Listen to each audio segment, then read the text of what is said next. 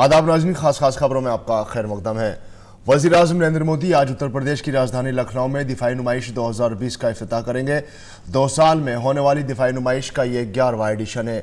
70 से ज़ायद ममालिक इसमें हिस्सा लेंगे। ये नुमाइश सबसे बड़ी बैनुल-अक़वामी दिफाई नुमाइश के मुताबिक होगी। 5 से 9 फरवरी के दरमियान मुनक्किद होने वाली इस नुमाइश में 1000 मुल्की और गैर मुल्की कंपनियां अपने सामान की नुमाइश करेंगे। इस नुमाइश का मौजू है भारत एक उभरता हुआ दिफाई मैन्युफैक्चरिंग मरकज़। 5 दिनों के दौरान मुख्तलिफ मौजू पर बातचीत होगी। नुमाइश में भारत की जानिब से DRDO के ज़रिए देसी साख्त के फौजी निज़ाम और टेक्नोलॉजी की नुमाइश की जाएगी।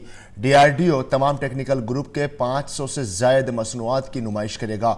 वहीं अमरीकी दिफाई कंपनी बोइंग की बड़ी हिस्सेदारी होगी। वज़ीर आज़म नरेंद्र मोदी तारीखी बोडो मुआहदे के बाद आसाम के कोकराझार में 7 फरवरी को एक बड़ी रैली से खिताब करेंगे। वज़ीर आज़म की क़यादत में दहाइयों पुराने इस मसले को हल करने के एतराफ़ में बोडो खित्ते के अवाम का खैर मकदम भी करेंगे। 27 जनवरी को दिल्ली में इस बड़े मुआहदे पर दस्तखत हुए थे, जिसके बाद NDFB के मुख्तलिफ ग्रुपों के 1600 से ज़ायद मुसल्लह कैडर ने खुद सुपुर्दगी भी की थी। वज़ीर दाखिला अमित शाह ने बोडो समझौते को वज़ीर आज़म के साथ, सबका विकास और सबका विश्वास नारे की कामयाबी बताया था। और दिल्ली के शाहीन बाग में एहतजाजी मुजाहिरे की जगह से कुछ दूर हवा में फायरिंग करने वाले कपिल गुर्जर को लेकर पुलिस ने बड़ा इंकिशाफ किया है। पुलिस ने कपिल गुर्जर को आम आदमी पार्टी का कारकुन बताया है। इस पर रद्द अमल जाहिर करते हुए मरकजी वजीर प्रकाश जावड़ेकर ने कहा कि आम आदमी पार्टी लोगों को बांटने का काम करती है और तशद्दुद की साजिश रचती है। उन्होंने कहा कि कपिल गुर्जर की गिरफ्तारी के बाद आम आदमी पार्टी की साजिश बेनकाब हुई है। वज़ीर आज़म नरेंद्र मोदी ने दिल्ली के द्वारका में इंतखाबी रैली से खिताब किया। इस दौरान उन्होंने यके बाद दीगरे कई उमूर पर आम आदमी पार्टी की हुकूमत को तनकीद का निशाना बनाया। वज़ीर आज़म ने कहा कि दिल्ली को एक ऐसी हुकूमत चाहिए जो उसे सिमत दे सके, रखना अंदाजी करने, नफरत फैलाने या उलझाने वाली नहीं, बल्कि दिल्ली को सुलझाने वाली हुकूमत चाहिए।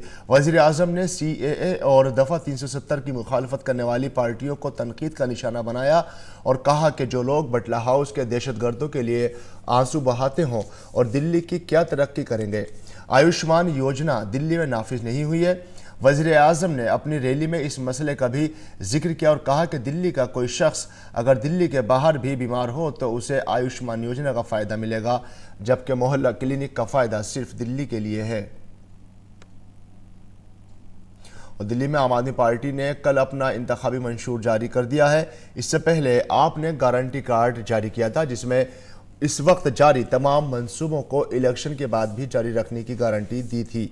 मंशूर जारी किए जाने के बाद नायब वज़ीर आला मनीष सिसोदिया ने कहा कि आम आदमी पार्टी ने हमेशा दिल्ली की बेहतरी और यहाँ के कुनबों की खुशहाल जिंदगी के लिए काम किया है। उधर कांग्रेस लीडर राहुल गांधी ने जंगपुरा में इंतखाबी रैली की और रंग बिरंगे फूलों से सजा मुगल गार्डन हर साल की तरह इस साल भी आज से आवाम के लिए खुलने जा रहा है, जो 8 मार्च तक खुला रहेगा, जिसमें गुलाब और ट्यूलिप समेत 70 किस्म के फूल तवज्जो का मरकज़ होंगे। मुगल गार्डन में दाखिला मुफ्त होगा, जबकि म्यूजियम देखने के लिए 50 रुपये देने होंगे। सदर जमहूरिया रामनाथ कोविंद ने कल राष्ट्रपति भवन में उद्यान उत्सव का आगाज़ किया। और नाज़रीन, खास खबरों में फ़िलहाल इतना ही। हमारी पूरी टीम को दीजिए इजाज़त। आदाब।